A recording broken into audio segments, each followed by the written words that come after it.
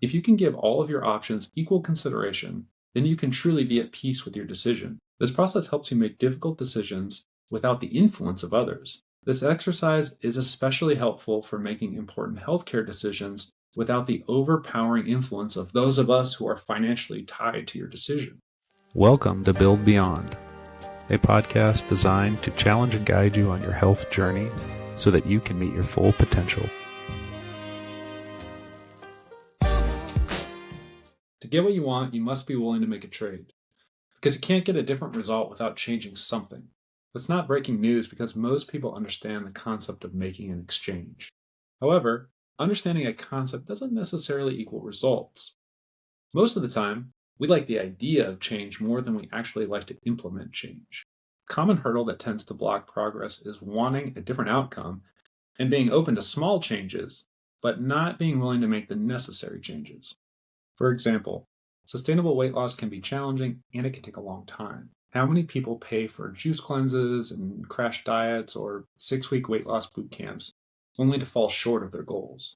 Most people acknowledge that change is required, but they're not ready to face the uncomfortable trades for long enough periods of time to achieve their goals. We want to make semi-comfortable changes for short periods of time while still achieving big things. I want to keep living my life roughly the same way, and I also want to change my life for the better. I want to get in shape and improve my health, but I can't make time for more physical activity. I want to do something about my pain and get back to the life I had before my pain started. However, it's not the right time to talk about sleep, food, or stress levels, because sometimes, when confronted with the necessary changes, we decide not to act. We decide that we won't make the trade. So the juice isn't always worth the squeeze, and that's okay. But if I'm unwilling to make the trade, I can't be frustrated about not getting the results. Now, if you think you might be ready to explore some changes that you may need to make in order to achieve your goals, it's helpful to have a guide. You don't have to suffer in silence or walk the path alone. The great news, there are many roads to success. You just need to find one that works for you and then stay on it long enough to get what you want. A good place to start is by defining your vision as clearly as possible. Can you see a picture of a world that needs to exist? What is the problem that you're trying to solve? How does solving this problem help turn your vision into a reality? Why does this vision matter to you? And what's your level of commitment to make this vision a reality? Is your vision attractive enough that you're willing to go through all the challenging stuff in the middle? And can you accept that this journey may be uncomfortable and longer than you want it to be? What's the first step that you're willing to take in the direction of your vision? How do we even begin to answer these questions? As I mentioned before, having a guide is helpful. You're looking for someone who can help you find a good path, walk with you along your journey, and help you navigate obstacles as they pop up. And whether you're working with someone or trying to achieve a vision on your own, a decisional balance grid is an excellent example of an exercise that can be useful when weighing pros and cons of any decision. Rather than someone telling you what to do, you can take some time to write down all the reasons supporting every possible choice. A decisional balance chart can simply contain 4 boxes. In box 1 on the top left, list the benefits of changing. What are all the good things that can happen if you change? In box 2 on the top right corner, list all the benefits of maintaining the status quo and not changing. What are all the good things about staying the same? In box 3 on the bottom left, list the cost of changing. Making a trade to achieve future goals comes at a cost. What does that cost? Is it time, money, relationships, habits? In box 4, list the costs of not changing. If you decide that the juice isn't worth the squeeze today, what could that cost you in the future? Your decisional balance depicted on this chart indicates your readiness for change. The more stuff you list in boxes 1 and 4, the more change is likely to happen. Now, the purpose of this exercise is to offer equal consideration to all possibilities. So you need to resist the urge to hyper-focus on boxes 1 and 4. If you can give all of your options equal consideration, then you can truly be at peace with your decision. There should be no buyer's remorse. If you complete this exercise with a healthcare provider or a coach who will help guide you along your path to your vision, then this is a negotiation designed to establish shared goals. It's getting you both on the same page. This process helps you make difficult decisions without the influence of others, unless you ask for it. This exercise is especially helpful for making important healthcare decisions without the overpowering influence of those of us who are financially tied to your decision. I'm about to say something mildly controversial, but I think it's important to continue with this train of thought. I'm a healthcare provider, but I'm also a healthcare consumer who, along with my wife, makes important decisions for our children. And I completely understand that our decisions financially impact the healthcare providers offering their services. I understand and accept that these healthcare providers need to sell healthcare to make a living. But I also understand human nature and that healthcare recommendations can be affected by the financial obligations of those making the recommendations. That doesn't make healthcare providers inherently good or bad. It's just a fact. Let's use chiropractic as an example because I'm a chiropractor.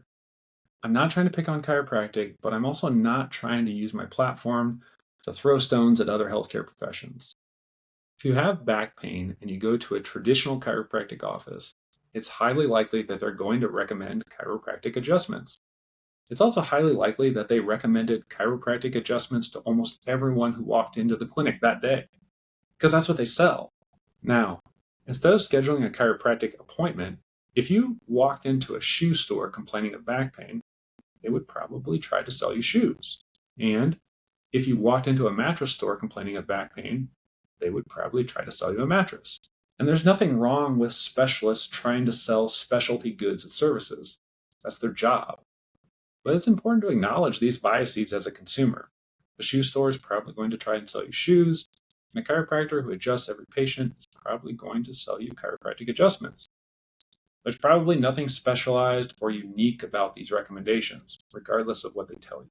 This is only an observation, and I think everyone can understand and relate.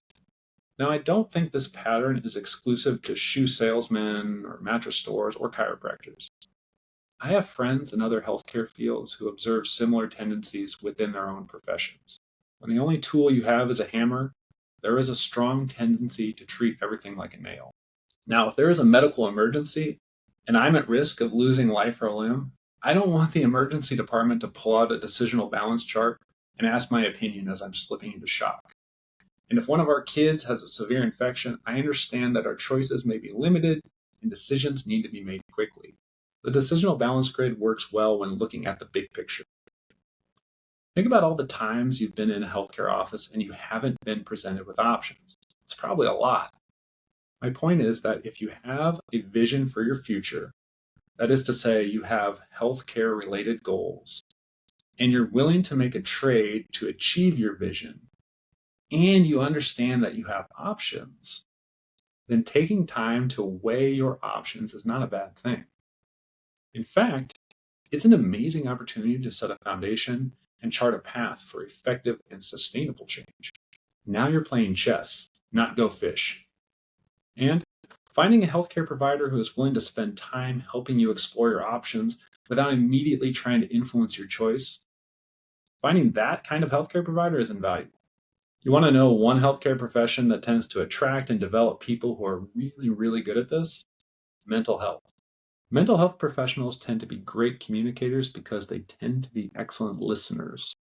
As a healthcare consumer, I value that quality. That's what I look for. As a healthcare provider, I try to emulate that quality. I try to offer my patients the same level of empathy I want when seeking healthcare for my kids. The cool thing is that you probably already have all the necessary materials for making changes and achieving your vision. You just need to recognize and harness your innate abilities.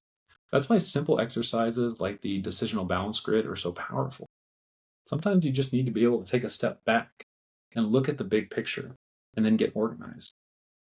Here's an excellent metaphor. In gardening, cultivating plants involves loosening and breaking up soil to promote growth.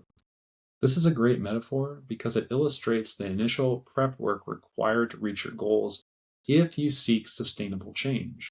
Since cultivation is the process of preparing soil to help seeds sprout and grow, which methods can we use to cultivate ourselves for growth and change? Well, we can use thought experiments like the decisional balance exercise, but that four square grid is not the only cultivation tool at our disposal. It's just an effective one. The spirit and the methods of these kinds of thought experiments help us prepare the soil in which our motivation grows. Typically, you already have the seeds. You just need to water and nourish them. Sometimes sprouts are already visible and just require some support. You also want to avoid nurturing whatever competes with the growth of your sprouts, such as bad habits that don't promote health and well being. We run into trouble when we fail to cultivate our soil and then try to force growth by importing seeds and plants unsuitable for our specific environment. For example, have you ever tried a diet or an exercise plan that you hated? Have you ever been sold a healthcare plan that didn't work and had no contingencies? Just keep doing the same thing over and over again, hoping for a different result with no backup options. Thought exercises like the decisional balance grid help you cultivate the soil for the seeds and the sprouts that are already within you. That's sustainability. And at any point in the process, it can be helpful to take a step back and clarify or adjust if needed. Sometimes it's helpful to identify which seeds are actually growing and make sure that we're cultivating the right stuff. It's so easy to veer off track without noticing. So, going back to these thought exercises and having these conversations help keep us on track. This is why it can be really helpful to have a guide.